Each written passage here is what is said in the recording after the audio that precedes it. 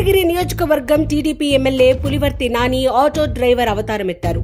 తిరుపతి సమీపంలోని శ్రీనివాస మంగాపురం నుంచి రఘునాథ్ రిసార్ట్స్ వరకు ఆయన ఆటో నడిపారు. ఏసీ కారును పక్కన పెట్టి కార్యకర్తలను, నేతలను కూర్చోబెట్టుకుని ఆటోలో ప్రయాణించారు. అయితే ఎమ్మెల్యే కారు విడిచి ఆటో నడపడం వెనుక కూడా ఒక కారణముందండోయ్. కార్యకర్త కళ్లల్లో ఆనందం కోసం కారు వదిలి ఆటో ఎక్కారు పులివర్తి నాని. అసలు విషయానికి వస్తే తిరుపతి రూరల్ మండలం సాయినగర్ పంచాయతీకి చెందిన టీడీపీ కార్యకర్త ప్రకాష్ ఈ మధ్యనే ఓ ఆటో కొన్నారు.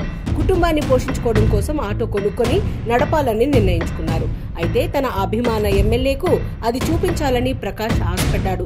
ఈ క్రమంలో శ్రీనివాస మంగాపురం వద్ద తాటిబెల్లం కాఫీ సెంటర్ ప్రారంభానికి ఎమ్మెల్యే వస్తున్నట్లు ప్రకాష్ కు తెలిసింది. దీంతో ఆటోను తీసుకుని అక్కడికి వెళ్లాడు ప్రకాష్. ప్రారంభోత్సవం తర్వాత పులివర్తి నాని దగ్గరకు వెళ్లి ఆటోను కొనుక్కున్నానంటూ సంతోషంతో ఆయనకు చూపించారు.